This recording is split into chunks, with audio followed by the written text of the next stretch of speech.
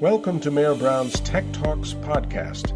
Each podcast is designed to provide insights on legal issues relating to technology transactions and keep you up to date on the latest trends in data, digital, outsourcing, and software by drawing on the perspectives of practitioners who have executed technology transactions around the world. You can subscribe to this series on all major podcasting platforms. We hope you enjoy the program.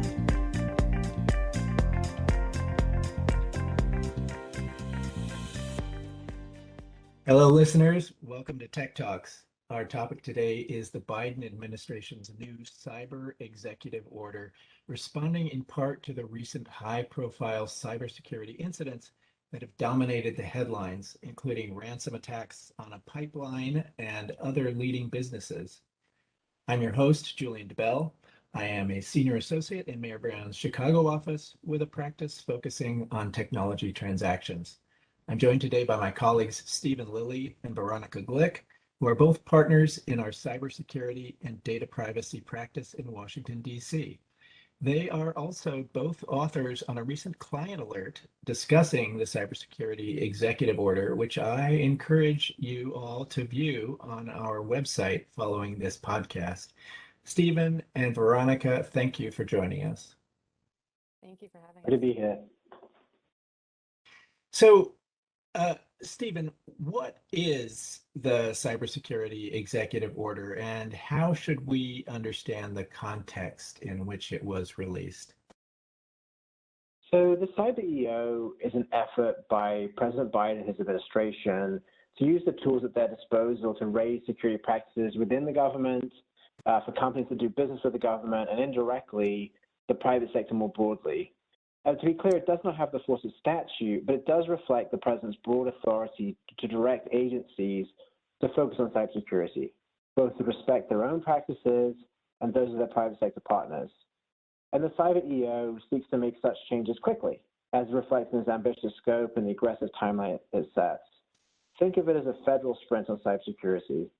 And as you mentioned, it does arrive against the backdrop of a series of very high-profile cyber incidents. It generally responds to these incidents and the risk they pose to American businesses and citizens, but its focus is not limited to addressing a particular attack or type of attack. Okay, so how would you characterize the approach and priorities set out in the executive order for undertaking these major steps? So there are a few elements to that question. The executive order focuses on a broad range of areas, and as a result, it potentially will have significant impacts on business practices and the requirements that businesses impose on their vendors. So then in terms of implementation, the Cyber EO leverages the procurement power to accomplish its goals. Practically speaking, the most immediate reach and impact will be on federal agencies and companies that provide certain services to the government, so IT or operational technology software and cloud services. That being said, the Cyber EO appears designed to have a broad impact on the private sector.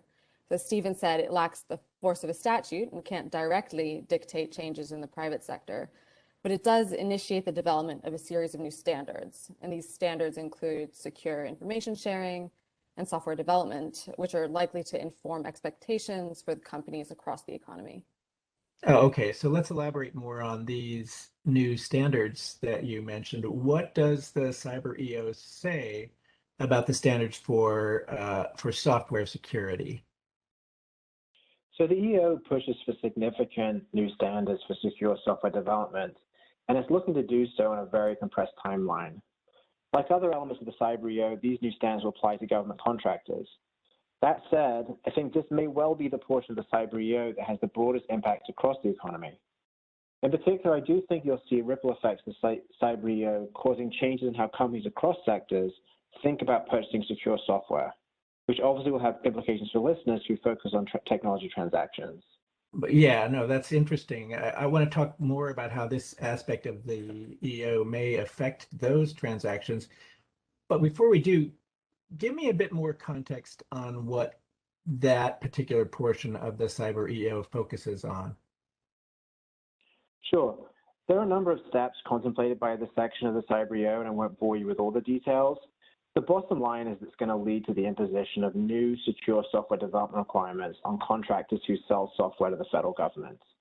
And these are broad-ranging requirements that cover topics including secure software development environments, employing automated tools to check for vulnerabilities, providing a purchaser a software bill of materials or SBOM for each product, participating in a vulnerability disclosure program, and ensuring the integrity and provenance of open source software. There will also be a forthcoming definition of critical software, which effectively will be software with high privileges or other types of software that creates a higher risk. And there will be a new definition of the minimum elements of an SBOM. So how will these requirements apply to software developers more broadly? Well, I mean, stepping back as a general matter, a huge percentage of software companies do business with the federal government. I think that means that it's highly likely that these standards for secure software development will become broadly applicable beyond government contractors. For example, such standards may be incorporated into technical standards, regulatory expectations, or standards of care assessment of litigation, as well as integrated in contractual requirements. Yes, and to this point, it bears emphasis that companies will be looking at very rapid adoption of secure development practices. And these can be complex to implement. So depending on the company's sophistication, you could imagine that this would bring around a series of complicated challenges for compliance. So for example, as we think about it, companies will likely need to look to their secure software development environments, better understand the provenance of open source software, and review attestation requirements to see whether they meet expected standards. So then with all that in mind, they'll need to consider how they can prepare to make some changes pretty swiftly. So what does this mean for technology transactions beyond the government contracting space? Well, one trend I've seen over recent years has been the increased number of contracts that do address secure software development practices. I mean, that said, often these terms have been fairly limited. For example, you might see a contract that requires a vendor to address a series of topics relating to security as part of a general requirement to have reasonable security measures, and secure software development may be one of those reference topics in that sort of general set of requirements. In the wake of the Cyber EO, I think what you'll see is increased emphasis on secure software development in those contracts. In particular, I think you can expect to see more contracts addressing the various topics that will be addressed by the Cyber EO. For example, I think it will become far more common for contracts to get into more detail and address SBOM requirements or secure development environment requirements. And I think those requirements will be heavily informed by the forthcoming standards for government contracts on this topic. Are there likely to be bumps in the road ahead? Absolutely. And unfortunately, as we mentioned before, there's a good chance that the forthcoming secure software development standards will be incorporated into technical standards, duties of care, or regulatory expectations. And that means that companies that purchase software will want to incorporate those standards into their contracts, to the extent appropriate. The challenge, however, is that unlike government contractors, standards will not be legally required of companies more broadly. As a result, it may be more difficult for those companies, again, outside the government contracting space, to sort of flow down those requirements upon their suppliers. As a result, those companies could find themselves in a challenging position where they face legal risk if they don't, force their suppliers to meet those emerging standards, but at the same time, they're struggling to, actually get their suppliers to meet those standards.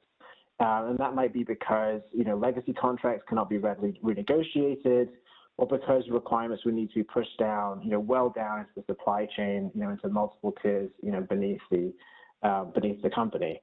So companies constantly may need to think creatively about how to make sure their contracts keep up with the rapid evolution and expectations for secure software development that the Cyber EO is trying to, set into motion. Okay, the Cyber EO also sets out a consumer labeling program to enhance the security of software and consumer IoT devices. Could you describe a little about what that is?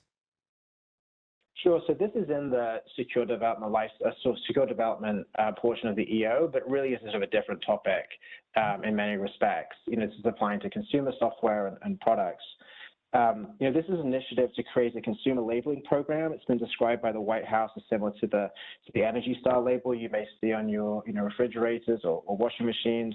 And the ultimate intention of the label is to inform purchasers of software or consumer IoT devices about the security of that product. Now, exactly what these pilot programs will look like in practice remains to be seen. But whatever they look like, there are likely to be significant implications for tech transactions. Most basically, imagine a software developer or IoT manufacturer thinking about how to label a product. That company will most likely have to rely on information provided by companies within the supply chain to fill out that label. And those suppliers may not necessarily collect the relevant information as a matter of course. So, those companies need to revise their contracts with their vendors to ensure that they have access to the necessary information.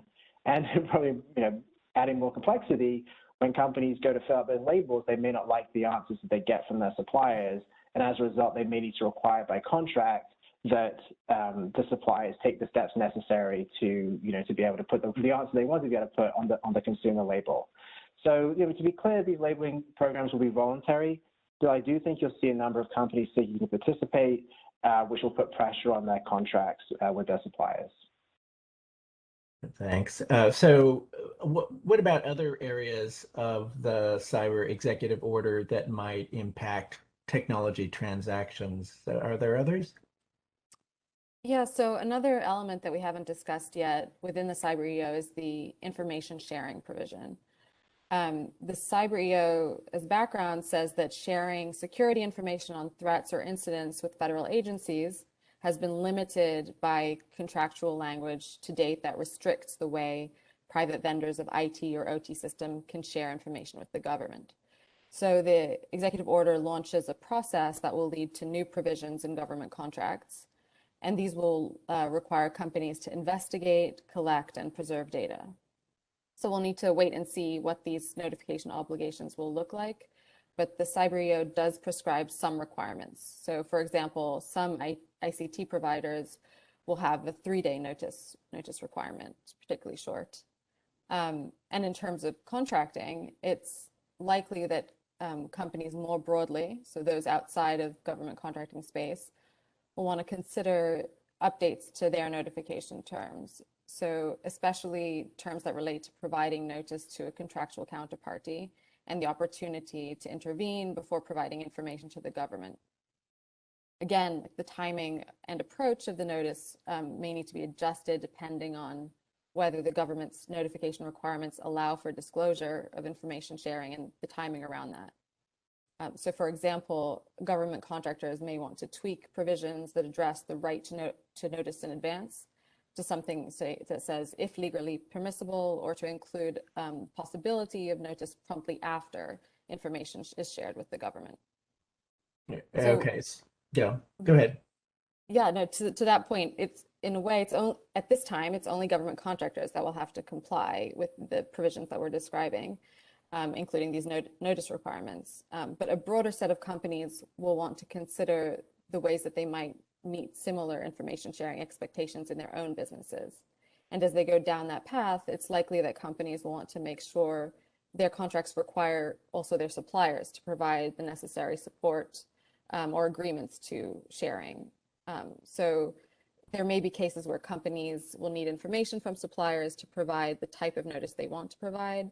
So you might want to include contractual terms that impose those requirements to allow the company to achieve that goal.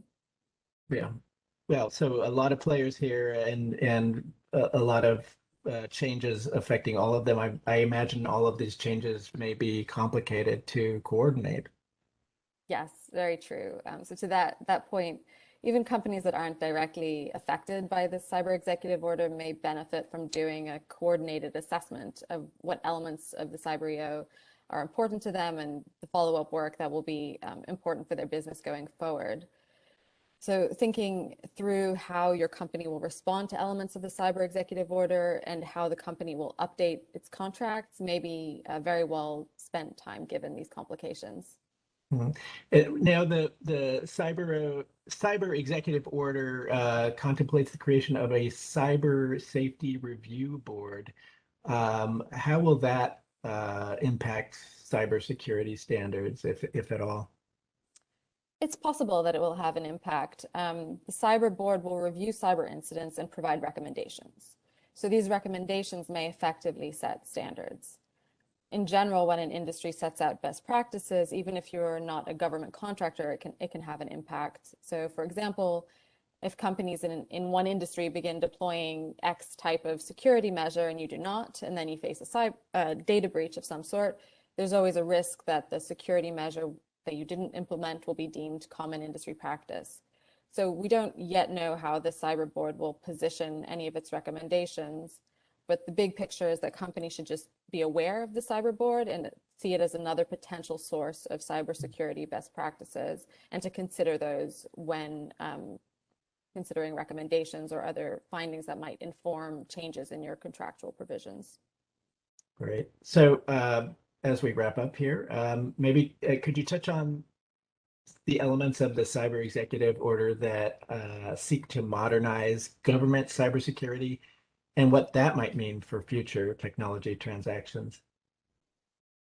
Sure. As you say, Julian, the Cyber EO includes a series of provisions that seek to modernize security practices within the executive branch. For example, the EO pushes agencies to move more quickly to the cloud and to move to a zero trust architecture. These portions of the Cyber EO are less directly relevant to companies across the private sector.